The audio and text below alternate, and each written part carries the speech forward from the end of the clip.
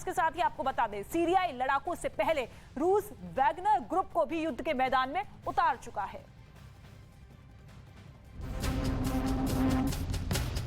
Ukraine के राष्ट्रपति Zelensky ने रूस और यूक्रेन की जंग के शुरू होने से पहले ही ये ऐलान कर दिया था कि वो और उनका परिवार रूस का टारगेट है। ब्रिटिश मीडिया भी ये दावा कर रहा है कि राष्ट्रपति पुतिन के इशारे पर उनकी प्राइवेट आर्मी अपने मिशन को अंजाम तक पहुंचाने के लिए निकल भी पड़ी है। ब्रिटिश मीडिया का दावा है कि राष्ट्रपति जेलेंस्की की हत्या के लिए किराए के कातिल कीव में मौजूद हैं। राष्ट्रपति जेलेंस्की वैगनर ग्रुप के मर्सनरी यानी भाड़े के सैनिकों के निशाने पर है। रूस की एक प्राइवेट कंपनी है वैगनर ग्रुप। वैगनर ग्रुप को दिमित्री युतकीन ने बनाया था। दिमित्री युतकीन रूसी खुफिया एजेंसी GRU में लेफ्टिनेंट रह चुका है। 2014 में वैगनर ग्रुप के सैनिक क्राइमिया की जंग में शामिल थे। फिलहाल ये अपने किल और कैप्चर मिशन के तहत राष्ट्रपति जेलेंस्की को ढूंढ रहे हैं।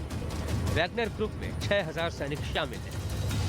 इसको ओवररूल तो नहीं किया जा सकता, क्योंकि इस तरह की पॉसिबिलिटी लड़ाई में हमेशा होती है, और स्पेशली जब रशिया टोटली अगेंस्ट है पर्सनल पॉलिसीज ऑफ जेलेंस्की और वो चाहता है कि जेलेंस्की हट जाए, तो साम दाम दंड भेद कुछ भी किया जा सकता है।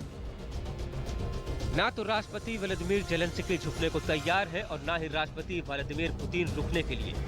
ऐसे में सवाल उठता है कि आखिर ये जंग किस मुकाम पर जाकर रुकेगी। क्या ये जंग उस सूरत हाल में रुकेगी जब यूक्रेन हार जाएगा, लेकिन तब तक रूसी सेना यूक्रेन के ज्यादातर इलाकों को कब्रिस्तान बना चुकी होगी। अब सवाल ये है कि क्या राष्ट्रपति पुतिन यूक्रेन के बाशिंदों का ये हौसला और अपने देश के लिए कुर्बान हो जाने के जज्बे को तोड़ पाएगा। भले ही रूस और राष्ट्रपति पुतिन ये जंग जीत जाएं, लेकिन क्या वो यूक्रेन के लोगों को जीत पाएंगे? फिलहाल आलम यह है कि रूस और यूक्रेन के बीच जारी जंग यूक्रेन में बर्बादी की सुनामी ला चुकी है। इस जंग पर रोजाना अरबों डॉलर का खर्च हो रहा है। इस जंग की वजह से यूक्रेन के 25 लाख नागरिक बेघर होकर दर दर की ठोकरें खाते हुए पराये देशों में एक महफूज ठिकाना ढूंढ रहे हैं। इतना ही नहीं, इसी जंग में अब तक सैकड़ों बेगुनाह लोग अपनी जान गंवा चुके हैं, लेकिन इस जंग के रुकने के आसार नजर नहीं आ रहे हैं।